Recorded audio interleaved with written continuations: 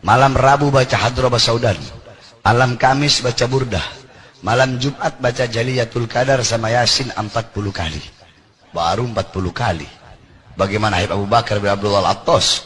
Habib Abu Bakar bin Abdullah Al-Attas 1 kali duduk baca Yasin 90.000 kali.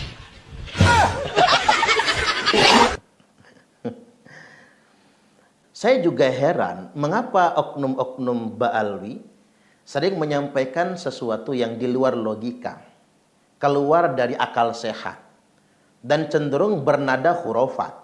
Apa sedang membangun sebuah indoktrinasi untuk meyakinkan orang awam.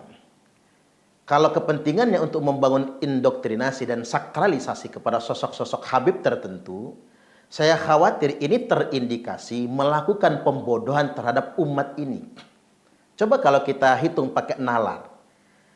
Dalam sekali duduk membaca Yasin hingga 90.000 kali. Gimana cara ngebacanya? Yasin itu kan 83 ayat. Oke, barangkali yang dibaca itu Yasin toh. Ayat pertama, Yasin, Yasin. Atau lebih cepatlah, Yasin, Yasin, Yasin, Yasin, Yasin, Yasin. Barangkali itu yang dibaca. Secepat-cepatnya kita membaca Yasin, setidak-tidaknya butuh waktu minimal 1 detik. Jadi kalau 90.000 kali, butuh waktu 90.000 detik. Nah 90.000 detik itu berapa jam? Coba kita bagi habis. 90.000 bagi 60. Keluar angka 15.000. Berarti 15.000 menit. Kita bagi lagi 60, keluar angka 25. Berarti membaca Yasin tok 1 ayat itu, kalau dibaca 90.000 kali butuh waktu setidak-tidaknya 25 jam. Ini ayat pertama saja. Bagaimana kalau dibaca sampai 83 ayat? Nah ini sebuah pembelajaran bagi kita mengapa oknum-oknum Ba'alwi terindikasi sering betul menceritakan sesuatu yang sifatnya khurafat. Belum lagi kemudian persoalan nasab mereka. Hari ini nasab Ba'alwi dibangun berdasarkan klaim semata. Kalau mereka ini adalah cucunya Rasulullah Sallallahu Alaihi Wasallam. Dan kadang-kadang begitu bangganya menunjuk dalam darah kami ini mengalir darahnya Rasulullah Sallallahu Alaihi Wasallam.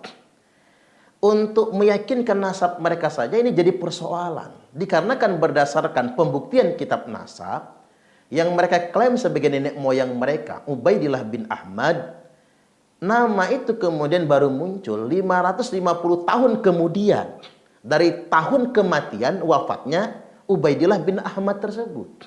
Ini kan nggak masuk akal sebetulnya. Masa kemudian orang bisa mengklaim dirinya adalah keturunan Nabi dari sebuah nama yang nama itu baru muncul 550 tahun kemudian, 5 abad setengah lebih.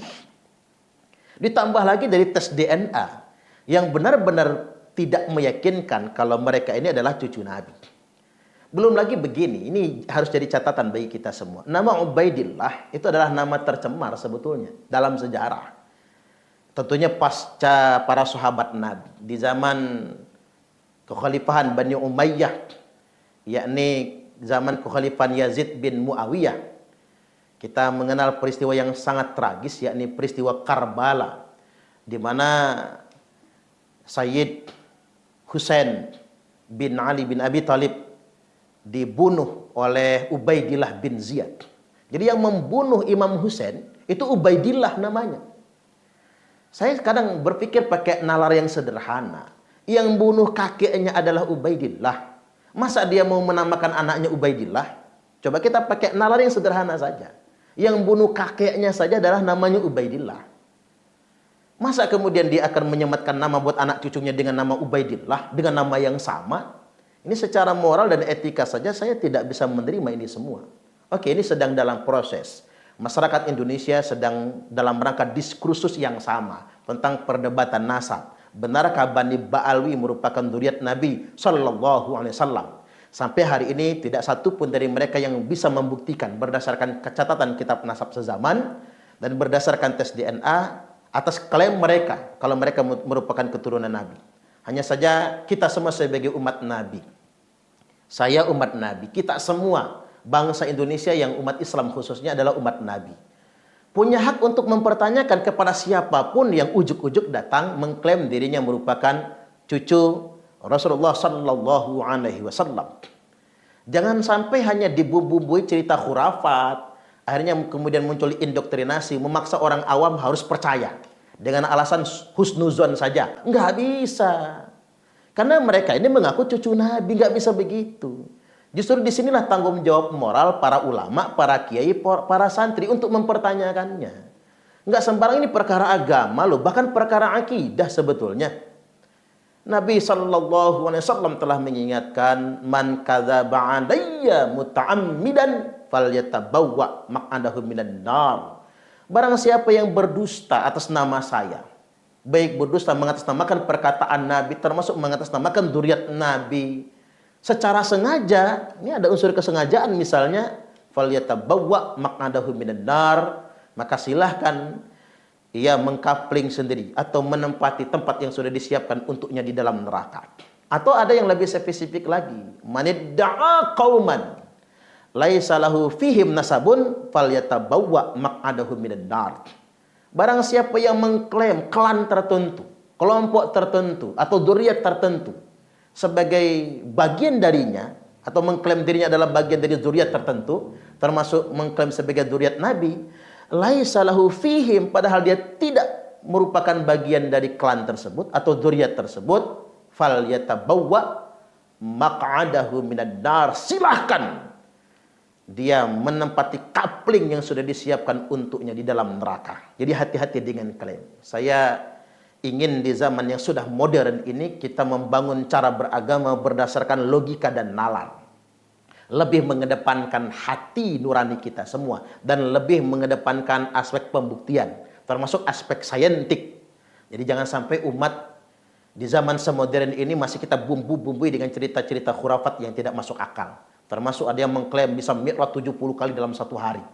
Termasuk juga yang harus disadari oleh semua kelompok-kelompok thariqah yang ada di Indonesia, oleh para mursyid, ketika oknum Ba'alwi mengklaim fakih muqaddam lebih mulia daripada Syekh Abdul Qadir Al-Jailani. Jadi saya menangkap adanya indikasi upaya terselubung untuk menguasai kehidupan keberagamaan bangsa Indonesia, khususnya umat Islam, berdasarkan klaim-klaim tertentu. Mari kita berpikir cerdas, berpikir waras, dan berdasarkan hati nurani. Kita semua adalah umat Nabi.